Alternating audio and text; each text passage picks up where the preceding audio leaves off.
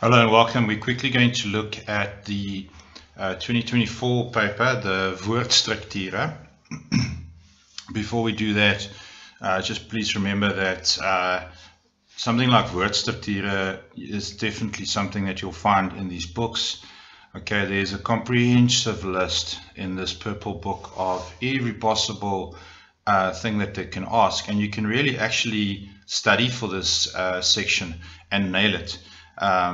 It is a hated section. I know a lot of my students really don't like this question 9.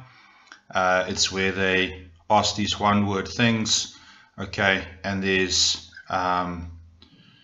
16 of them, and it's 8 marks. So it's quite easy to get just 1 or 2.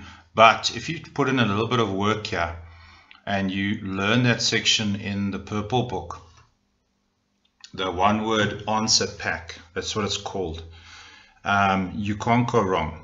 Okay. However, this is a section where even if you're an A candidate, I would say you can budget to losing 2 or 3 marks here. Okay. You're not going to know all 16 of them. Okay. It's highly unlikely. So when you're planning for your A or your B and where you're actually you can call it like sacrifice marks, this will be one of those sections, okay?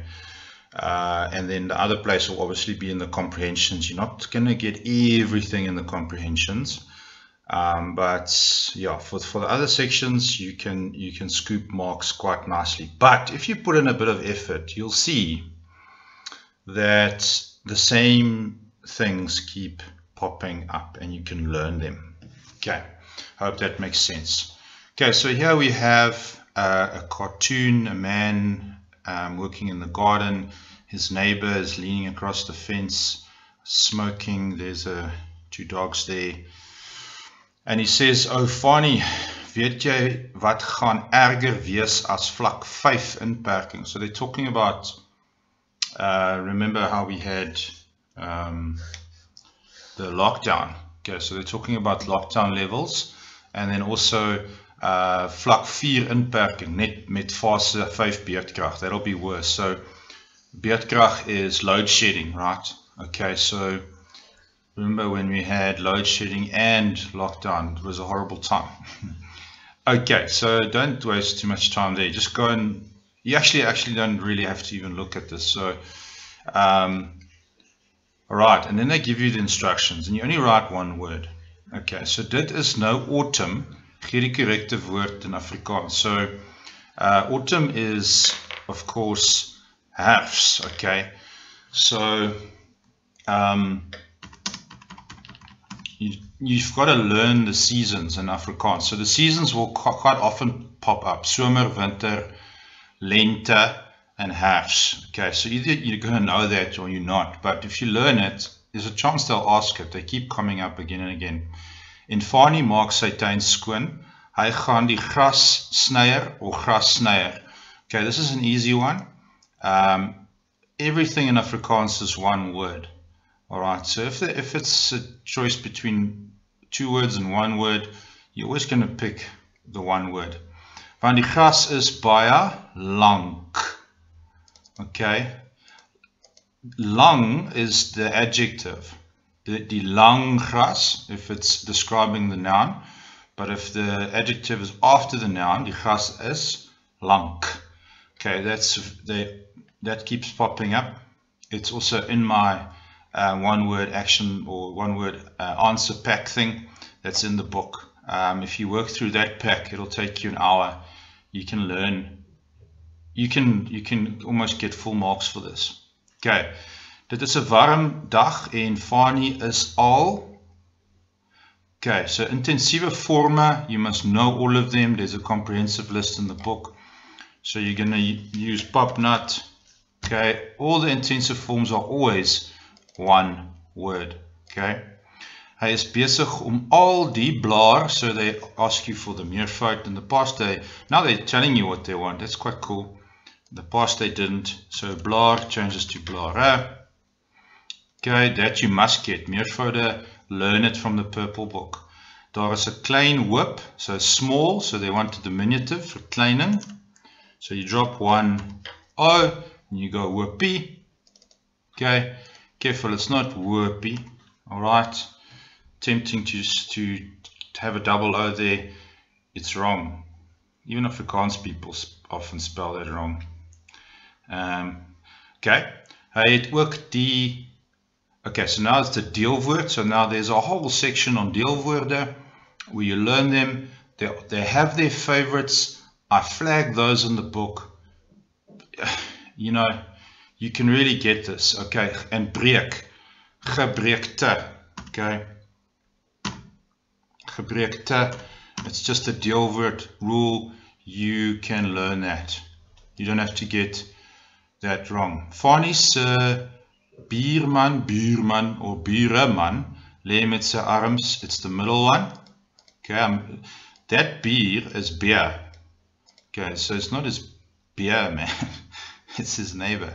Okay, lê met sy arms. Now, voorsetsel is a preposition. Again, in the book, there's a whole section on prepositions. They are hard. Okay, prepositions are not easy. They don't come easy to English-speaking people. Okay, if this is your second language, it's tough. The prepositions are tough. However, you can get a good feel and understanding for them from the book. Lê met sy arms op. Is it op? Op die heining. On. Lê met sy arms op. Let's just see the memo. Yeah, op. I'm right. Okay. Okay, die heining terwyl hy 'n sigaret rook. Hy is al. Okay, so they often do this. You must be able to write out the numbers. 14 is a common one. It's not 14. Okay, 14. It's 14. The other one they like doing is 12. Okay, 12. It's 12. So it's TWAALF. That's the other common one. Okay, die heining aan die kant van die huis is 2 meter. So write it out. That's easy. Okay, I'm sure you get that. So it's meter. Dit is effens hoog. Okay, so hoog, hoër, hoogste. Definitely. Flip. I can't. Let me just select. I can't enter a copy, a deelteken on the O, and it's important because without the deelteken it means something else, which we don't want to be writing here. There you go. I've found it. Hoër. Okay, so again, hoog, hoër, hoogste, laag, laer, laagste. Very common trappe van vergelijking questions. You can learn them. Okay, you don't have to get any of these wrong. Okay, die man waarop die heining leun. Okay, so leun is borrow, leun is to lean against, and leun, like that one, is a lie. So again, in the book, all those possible ones where there are double meanings and homophones and homonyms and things like that, homophone, homonime, they are in the book as well. Okay, just so you can learn it. Die hond met die kolle gee die verkleining, so you're just going to go kolle cheese. Okay, verkleining, pretty easy. Okay, by die kruiwaar is die res van die tools. Okay, so this is a hard one. So here is those ones that if you don't know them, you just sacrifice that mark. But you can go, if you know it, it's gereedskap. If you don't, like, so what? Just it's only one, it's half a mark, okay? So don't lose sleep over it or let it knock your confidence in the paper, okay? And then the last one is buy-out. Obviously, you've learned your intensive or forma stock out. So let's just be realistic here. How many were actually hard that you could? Okay, let's say you didn't know halves. Okay, that's one. That's quite. Let's say you spelled 14 wrong. That's 2.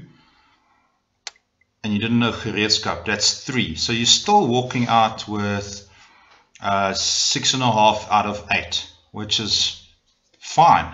which is totally fine. Okay, and that's when you've prepared.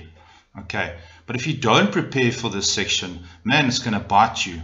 It could literally mean the difference between your B and your C, or your A and your B, if you are that kind of student. Or if you really struggle with Afrikaans, you can learn this, and this could mean passing or not passing. Okay, but as I said, it is in the, oopsie, it is in this book. Okay, it's all in there and in the cheat sheets. So yeah, so get those books from Takealot, and please share that link onto your WhatsApp status just to help me advertise. Thank you so much. I appreciate that, and we'll do a few more of these just so you can see that they are in fact doable, and hopefully that gives you some peace of mind and some confidence going into that section of the paper. Cool.